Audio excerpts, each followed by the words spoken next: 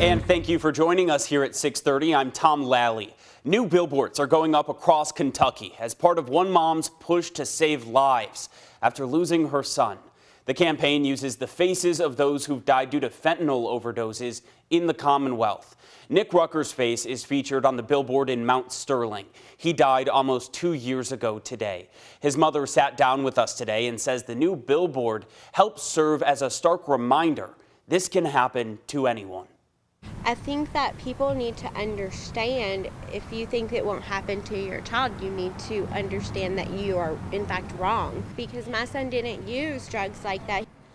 Tonight on the Night Team, we'll talk with Rucker's mom as she sees the billboard for the first time. And LMPD says that 10-year-old Kayla Bailey has been found safe and returned home.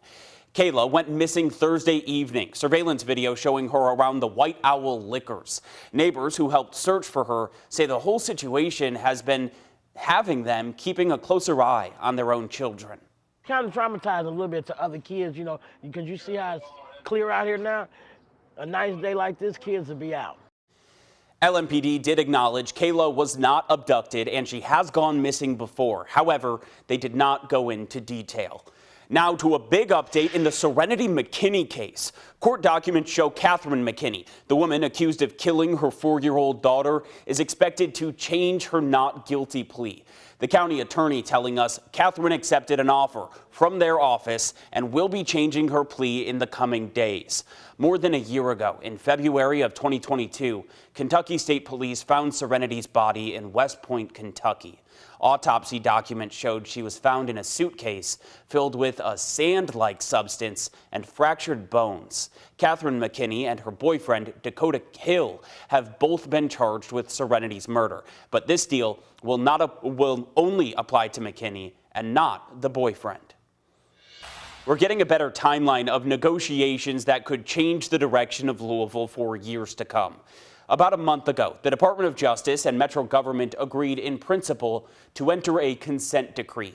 Yesterday, at a roundtable hosted by Bishop Dennis Lyons, County Attorney Mike O'Donnell said it could take more than a year for the mayor and the feds to come to an agreement. This is due to the extensive amount of recommendations from the DOJ.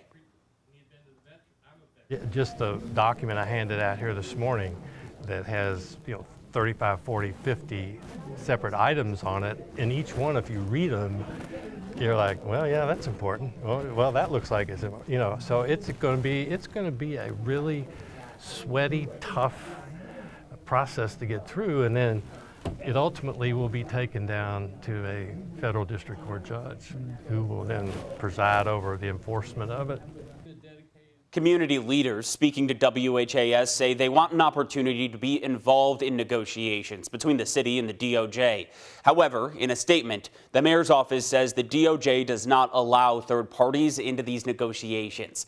Therefore, the best time for the public to get their input is to go to one of the public forums hosted by the DOJ this coming Wednesday and Thursday. Lawyers for the man accused of killing 2 teens in Delphi, Indiana, have filed an emergency motion to move him to a different prison.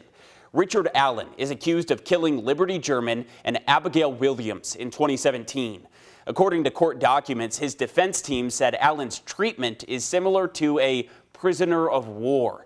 They say he hasn't received visits from his wife or family for the past 5 months, is only allowed to shower once or twice a week, and is forced to wear the same clothes several days in a row. An Indiana Department of Corrections spokesperson said the agency cannot comment on these claims because there's a gag order in the case. Several controversial bills passed through the Kentucky legislature before the end of this year's session. And now, with the session over, Governor Andy Beshear is giving his thoughts on how it all went. During his Team Kentucky update, the governor acknowledged both the good and the bad of this year's session, calling some of the bills that passed highly concerning, accusing the legislature of ripping parental rights away. However, he also noted the work to bipartisan legislation and the work done to get sports betting and medical marijuana finally passed in Kentucky. I hope in the future that we can focus less on passing laws that that hurt certain Kentuckians and focus more on what we can do together to build everybody up. And my belief is that our job isn't to move a state to the right or the left, but to move it forward. Beshear says he hopes next year's session will look more like the very end of this year's session, with less division and more bipartisan work.